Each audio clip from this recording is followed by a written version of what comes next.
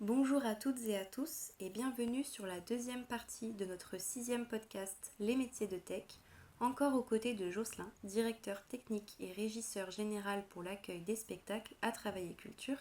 Voici la suite. Comment évalues-tu les besoins techniques d'un projet avant sa mise en œuvre ? Il y a deux choses. Soit c'est un spectacle, on accueille un spectacle qui est existant, qui a été créé, et Tech achète le spectacle. Donc là, on va recevoir un dossier technique et tous les besoins du spectacle. Déjà, il y a une liste dessus. Donc moi, mon travail là, ça va être de mettre en parallèle le lieu pressenti pour faire le spectacle et ce dossier technique. Alors si c'est une tête d'affiche, il va être complètement démesuré par rapport au lieu et donc on va adapter. Si c'est un événement créé par une commission culturelle, prenons la fête de l'hiver à Salaise. Donc là, c'est en échangeant avec les élus, ils vont définir un cahier des charges. On veut une mise en lumière des bâtiments, on veut qu'il se passe ci, qu'il se passe ça se passe le jour, la nuit. De la sonorisation, on veut qu'on nous entende les discours à tel endroit sur toute la surface de la fête. Donc là, à partir de là, moi, mon travail, ça va être de tout calculer. Le nombre de projecteurs, le nombre d'enceintes, le nombre de personnes pour mettre en œuvre ça, etc. Mais là, dans ce cas-là, il y a la demande de la commune et du coup, c'est à Tech d'y répondre, enfin d'aller trouver le spectacle qui coordonne par rapport à leur demande. Oui. Oui. Oui. Alors, soit le spectacle, ou soit nous, on met aussi en œuvre le site. Oui. Donc, au-delà des spectacles qui vont avoir lieu pendant une fête, on a aussi le site à gérer, le site complet, où on peut, à la demande, faire une mise en lumière de bâtiments, etc. En plus des demandes de chaque spectacle. D'accord. Voilà. Oui. Alors, mon travail, c'est également de chiffrer tout ça. C'est-à-dire qu'il y a une volonté qui est de dire on veut faire ci, on veut faire ça sur la commune. Alors, on va voir les possibles et on va le chiffrer. Et quand on additionne tout, quelquefois, on dit oh, on va peut-être revoir à la baisse. Oui, en termes de budget, Parce ou que des fois ça peut dépasser. ça peut être assez démesuré. Ça va très très vite la technique. Si on surcharge en son, lumière, en quoi que ce soit, le matériel se loue très cher. Une scène, ça coûte très cher. Donc ça peut aller très très vite dans le chiffrage. Du coup, quand ce budget-là est dépassé, est-ce qu'il y a une facilité à remettre un équilibre, enfin, Alors à le il y a réduire pour que ça... oui, on revoit la copie. Ça fait vraiment, dans mon travail, il faut vraiment être souple à ce niveau-là et pas rester figé sur quelque chose. On revoit la copie, on essaye de correspondre au cahier des charges, mais avec moins de moyens, que ça corresponde quand même artistiquement aux choses. Voilà. Alors quand c'est un spectacle acheté, on a beaucoup d'échanges avec les... Par exemple, avant de signer un contrat, moi j'ai des échanges avec le régisseur de l'artiste, et on va se mettre d'accord au préalable, quand ils ont une grosse demande technique. Nous, on va leur demander de réduire parce que le budget, ça passe pas. Il y a trop de frais techniques pour leurs venus. Et donc, on va faire beaucoup d'allers-retours. Oui. Souvent, ça se passe très très bien. Donc, il faut que n'y perdent pas trop dans le rendu artistique, parce qu'il ne faut pas que le spectacle perde de sa valeur artistique. Oui. Mais il faut que ça corresponde à notre enveloppe dans la mesure du possible. Donc c'est des efforts dans les deux côtés. Moi, je connais parfaitement les salles dans lesquelles on va faire les spectacles. Donc c'est à moi d'inventer des choses pour à faire des propositions. Et bon, là, effectivement, ce que tu me demandes, on ne peut pas, mais j'ai une solution qui serait ça, de mettre de telle manière, ça nous permettrait d'accrocher ce que tu veux, mais de telle manière, avec tel type de matériel, il me semble que ça pourrait faire, qu'est-ce que tu en penses? Oui, non, et on retravaille. Et souvent, on arrive à... la plupart du temps, on trouve la bonne solution. Oui, il y a toujours des solutions, tu t'arrêtes jamais à un obstacle qui se présente non, face à toi. on trouve des solutions. Oui. La solution, si on ne trouve pas la solution, tout simplement, si vraiment c'est un spectacle assez lourd, la directrice veut, il y a une demande sur ce spectacle, si on voit que ça ne passe pas techniquement, Déjà, Amandine, elle, a déjà des connaissances à ce niveau-là. Elle a un ressenti. Elle voit des fois des spectacles. Elle sait d'entrée qu'elle ne va pas les faire. Parce que ça passe pas.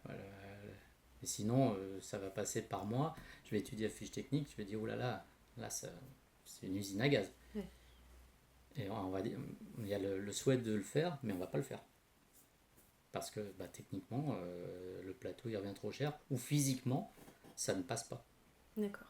Dans la salle. Parce que telle hauteur sur scène, il manque 1 mètre. Donc l'acrobate ne peut pas évoluer, donc ça ne marche pas. Ce genre de choses, hein, c'est des fois qu'une histoire de dimension et pas de matériel. Ça peut se jouer vraiment à des petites choses près. C'est pas des choses, c'est des choses essentielles, c'est-à-dire sur les dossiers techniques qu'on va recevoir. Et la salle du feu, la scène est en pente. Bon, un spectacle sur roulette, comme celui qu'on accueille la semaine prochaine, moi je me pose beaucoup de questions. Le metteur en scène a dit, ça lui pose pas de problème. Moi je me pose beaucoup de questions sur la gestion des roulettes pour les comédiens. Parce qu'il y a quand même une pente. Elle n'est pas extraordinaire, mais il y a une pente. Oui. Donc ça peut créer des déséquilibres, etc. Donc ils ont intérêt de bien s'entraîner avant pour que ça ait lieu.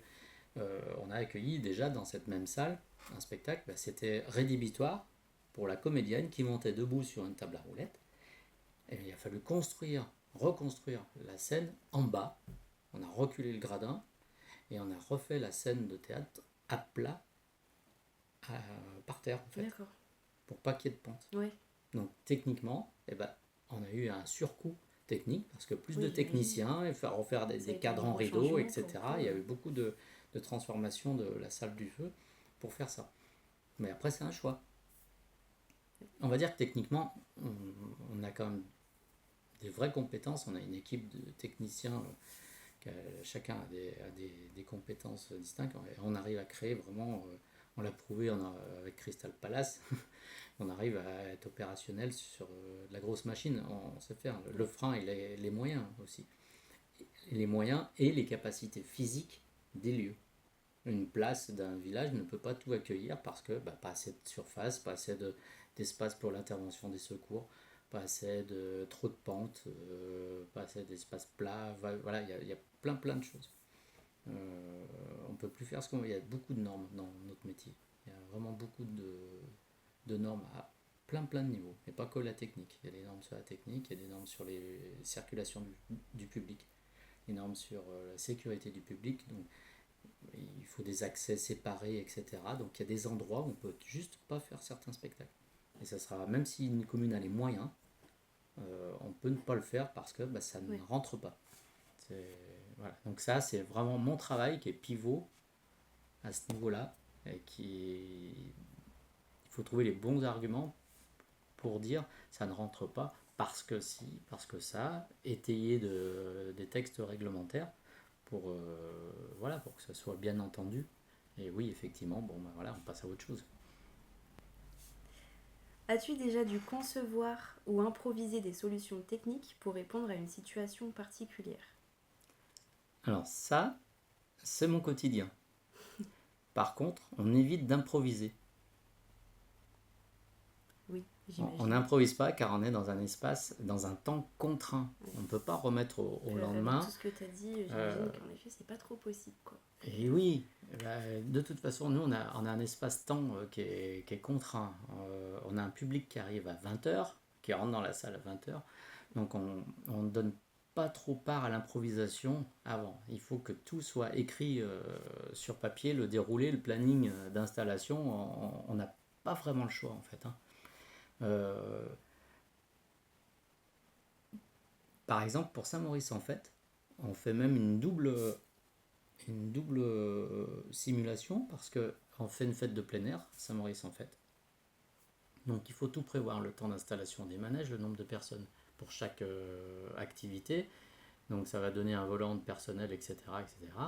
Donc on prévoit tout. Mais dans le cahier des charges de la commune, il n'y a que s'il pleut, s'il y a des intempéries, ça joue quand même, mais dans un autre lieu qui est couvert. Donc en même temps, donc on conçoit doublement la fête. On conçoit la version il fait beau et on conçoit la version il pleut. Donc peut-être que certains spectacles, on va dire, ça se passe bien, et la version pas cool, il pleut, quoi. Bah, pas cool, mais il faut que ça ait lieu. Mais oui. Et il faut que ça marche bien. Ouais. Et dans des conditions de sécurité, d'accueil du public, on ne peut pas improviser. Pour revenir sur la question, on ne peut pas improviser de dire « Ah, il pleut, on se met tous dans cette salle ». Ça ne marche pas. Oui. C'est un coup avoir un accident, ne serait-ce que physiquement faire rentrer les spectacles. Tout ça, ça s'organise vraiment pour que chaque artiste aussi ait son temps de préparation, de répétition, et pas que ce soit... Enfin, on n'est pas amateur. On se doit d'anticiper toutes ces choses-là, y compris l'accueil du public, surtout l'accueil du public, et que les spectacles se déroulent dans de bonnes conditions pour que les gens ressortent aussi contents. Et, voilà. Donc effectivement, pas d'improvisation, mais beaucoup d'adaptation, et on conçoit les situations particulières. Nous, en structure décentralisée, on est quasi tout le temps dans une situation un petit peu particulière. C'est sûr. Mais du coup, même, alors sans te porter la poisse évidemment, mais sur des petits trucs, c'est jamais arrivé où, punaise, ça j'y avais pas. Enfin, comment dire, sur l'instant T où il y a quelque chose où en fait ça se passait pas comme c'était prévu quoi. Ah si, très souvent. Ouais. Très souvent, ouais. Du coup, il faut avoir quand même une grande capacité Alors, pour rebondir. il faut être... oui. Et, ouais, il faut vraiment très réactif, en fait. être très très réactif. Et l'anticiper, le truc, il faut le voir venir. Et si on ne le voit pas venir, il faut trouver une solution. Ouais. Ah, des fois, une solution, ça peut être un véhicule qui part faire 3 heures aller-retour de route pour aller chercher dans une autre ville quelque chose qui manque et qui aura pu être oublié soit par moi qui ai mal lu quelque chose, j'essaye quand même d'être au plus près des demandes, soit une compagnie, c'est arrivé, c'est l'équipe artistique qui a oublié dans la ville où ils étaient avant un truc dans une loge, un truc important, ils arrivent, ils n'ont pas, et le spectacle ne peut pas jouer sans. Par exemple, qu'est-ce qu'on fait? On improvise, voilà, on va téléphoner à plein de gens. J'imagine. Mais on est toujours en train de s'arranger. Et sur site, effectivement, des fois, il y a des petites choses, à tous les niveaux d'ailleurs, il n'y a pas qu'en technique. Ça peut être un problème logistique sur la chambre d'hôtel, sur le restaurant, sur... Là, par contre, le jour J, oui. Mais plus on est prêt en amont, moi, mon poste, je n'occupe pas un poste de technicien à plein temps quand on est en montage, pour rester en régie générale tout le temps. Ce qui me permet normalement, si j'ai bien fait mon travail en amont, je suis plutôt serein. Oui. Et ça me donne le temps de gérer tous ces petits trucs qu'il faut improviser au dernier moment, parce qu'il y a toujours des petites bricoles qui manquent. On n'est pas chez nous dans les salles. On amène tout nous dans une salle. Donc il va manquer effectivement, il va manquer quelques câbles. Un projecteur qui est tombé en panne, et ben on va aller le chercher dans une autre commune. Voilà. Donc moi, je me dégage ce temps-là pour gérer tous ces petits imprévus-là. Okay. Pour pas que ça soit l'équipe technique en poste avec les artistes qui aient à arrêter leur travail, parce que là, on va perturber tout le déroulé des balances. Par exemple, s'il y a 3 groupes, bientôt il y a le festival de blues, il y a 3 groupes le vendredi soir. Si en plein milieu des réglages l'après-midi, le technicien qui est derrière la console son, il dit « Ah, je dois m'arrêter pour faire une demi-heure de route pour aller chercher un câble », c'est tout qui s'arrête. Donc ça ne va pas. C'est sûr. Voilà. Donc il faut garder aussi dans le dispositif de l'équipe technique qu'on met en place cette possibilité-là. Ça peut être d'autres personnes que l'équipe technique, mais on est une team à tech, donc c'est une équipe. On peut se faire dépanner par quelqu'un de l'administration sur aller chercher un accessoire technique, ou même nous on peut dépanner l'administration sur d'autres choses. De toute façon, tout ça, c'est un travail d'équipe. Oui, et d'où le fait qu'aussi les contacts, c'est très important. Ah oui, complètement, ouais. Les contacts avec, tout le réseau, et y compris avec les communes dans lesquelles on travaille, parce que nous, il y a 7 communes qui composent Tech. Il y a 7 manières de fonctionner différentes. On ne contacte pas les mêmes personnes d'une commune ou d'une autre. Quelquefois c'est direct les services techniques, d'autres fois c'est par les élus, d'autres fois c'est par écrit, d'autres fois c'est par téléphone, ça suffit. Chaque commune a son mode de fonctionnement. À nous de l'appréhender et d'essayer de faire en sorte que ça marche bien. Mais c'est très compliqué à notre niveau. C'est très très compliqué. Parce qu'on se trouve dans une commune, on a besoin d'une autre commune pour quelque chose. Ben, des fois, ça se fait pas si facilement que ça. Mais voilà. Donc on anticipe aussi ce genre de choses. Il faut avoir un portable toujours bien chargé quand on commence un montage. Peux-tu nous expliquer ton parcours pour en arriver à ce poste, tes formations ou certifications? Alors, moi j'ai un parcours un peu atypique à la base. J'ai démarré comme une formation musicale, un bac musical. Et après, je suis entré assez vite dans le milieu de la technique du spectacle. Donc, moi, à la base, j'ai une formation d'éclairagiste, faire de la mise en lumière, de la création en lumière de spectacle. Donc, j'ai fait 2 ans d'école. Et ensuite, j'ai fait un service civil à l'époque, à Roussillon. Et j'étais le premier régisseur de tech. D'accord. Ça remonte à pas mal d'années. J'ai rencontré, dans ces moments-là, j'étais le seul régisseur, donc je faisais énormément d'accueil de spectacles. J'ai rencontré des artistes avec qui je suis parti sur les routes pendant 25 ans, pratiquement. Ok. Donc j'ai fait 25 ans de tournée. J'ai jamais compté, mais c'est en milliers de spectacles, dans des centaines et des centaines de villes différentes, pas mal de pays. Et de la petite place d'un village dans le désert jusqu'à un zénith, quoi. Je crois que j'ai à peu près fait le panel un peu de tout.